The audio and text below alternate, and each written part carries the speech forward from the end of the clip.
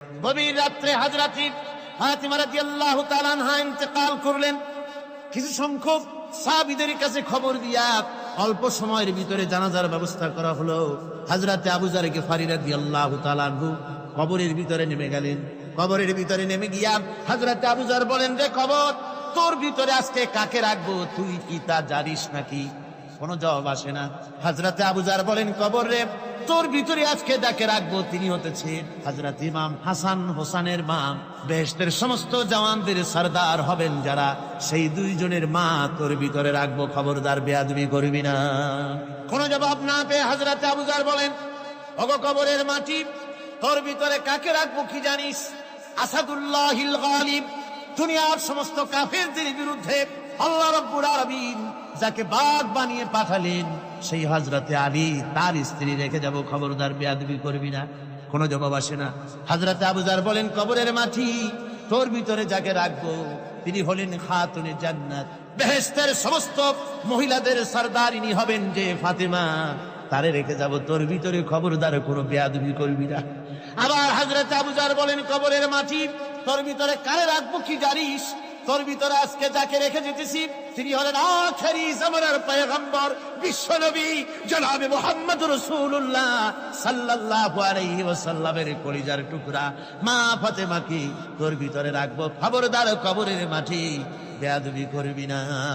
কিতাবে এসেছে হযরত আবু যরকে বাড়ি শুনতে পেলেন, আওয়াজ এলো, কি যেন বলতেছে, রে আবু যর, আমি ফাতেমা কি চিনি না, হাসান হোসেনের মা কি চিনি না, আলীর স্ত্রী চিনি না, রাসূলের মেয়ে মা ফাতেমা কি চিনি না। আমল যদি ভালো হয় আমার ভিতরে, আমল ভালো নিয়ে যে আসবে শান্তিতে থাকবে, আর আমল যদি খারাপ হয় আমার ভিতরে, তার অবস্থা চূড়ান্ত হয়ে যাবে।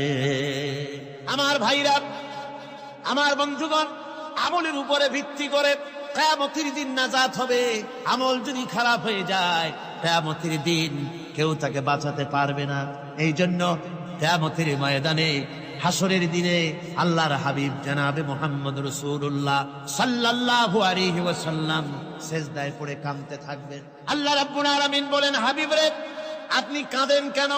আজকে তো আপনার কাঁদার দিন না, আমি আপনাকে মাকামে মাহমুদ দান করেছি, আমি আপনাকে কাউসার দান করেছি, আপনার আজকে সম্মানের দিন, মর্যাদার দিন, কাঁদেন কেন? আল্লাহর হাবিব বলবেন, রব্বুল আলামিন, মাকামে মাহমুদ পেয়েছি, কাউসার পেয়েছি, কান্দি এই জন্য আমি দেখতে পাচ্ছি আবার সামনে দিয়া ফেরেশতারা আমার উম্মতগুলি জাহান্নামের দিকে নিয়ে যায়। আল্লাহ রাব্বুল আলামিন বলবেন, ওগো আমার হাবিব, আমি আপনাকে ক্ষমতা দিলাম, আপনার জান্নাতি উম্মতগুলি আপনি বেছে নেন। আল্লাহর হাবিব তার জান্নাতের উম্মতগুলি বাঁচতে থাকবেন। হযরত আয়েশা বলেন, ইয়া রাসূলুল্লাহ, কিয়ামতের ময়দানে লক্ষ কোটি কোটি মানুষের ভিতরে আপনার জান্নাতি উম্মত আপনি চিনবেন কি করে? হুজুর বলেন, আয়েশা, কোন একটি ঘোড়ার কপাল যদি থাকে সাদা, এই সাদা কপালওয়ালা ঘোড়াটা যদি অসংখ্য ঘোড়ার ভিতরে যদি হারিয়ে যায়, তাহলে সাদা কপালওয়ালা ঘোড়ার মালিক তার ঘোড়াকে পাবে কিনা বলো? হযরত আয়েশা বলেন, হুজুর, অনায়াসে পাবে।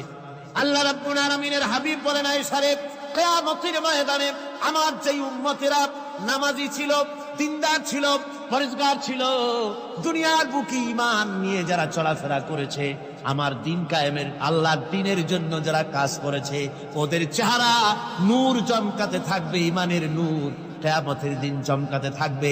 সেই ঈমানের নূর দেখে দেখে আমি আমার জান্নাতি উম্মতগুলি আমি বেছে নেব। হযরত ফাতিমা রাদিয়াল্লাহু তাআলা আনহাকে রাসূলুল্লাহ সাল্লাল্লাহু আলাইহি ওয়াসাল্লাম অত্যন্ত ভালোবাসতেন, মহব্বত করতেন তার স্ত্রীদেরকেও। তার স্ত্রীরাও রাসূল করিম সাল্লাল্লাহু আলাইহি ওয়াসাল্লামকে ভালোবাসতেন প্রাণ উজাড় করে দিয়ে। নবীজি বলেছেন, কন্যার পিতাদেরকে গালি দিও না। অনেকে টিটকারি করে, বারবার মেয়ে হয়, ছেলে একটাও হয় না, সেই জন্য টিটকারি বটকারি করে। আল্লাহর নবী বলেছেন, মেয়ের পিতাকে গালি দিও না, ঠাট্টা করো না, যেহেতু আমি মুহাম্মদ রাসূলুল্লাহ সাল্লাল্লাহু আলাইহি ওয়াসাল্লাম, আমি মেয়েদের পিতা, আমি নিজে মেয়েদের পিতা। খাও না, মেয়েদের পিতাকে গালি দিও না। রাসূলুল্লাহ বলেছেন, আকাশের নিচে জমিনের উপরে খাদিজার মতো মহিলা আর নাই। সেই হযরতে খাদিজা রাসূলের 4টি মেয়ে পেটে ধারণ করেছিলেন। সুবহানাল্লাহ। মেয়ের প্রতি রাসূলুল্লাহ যথেষ্ট মহব্বত করতেন।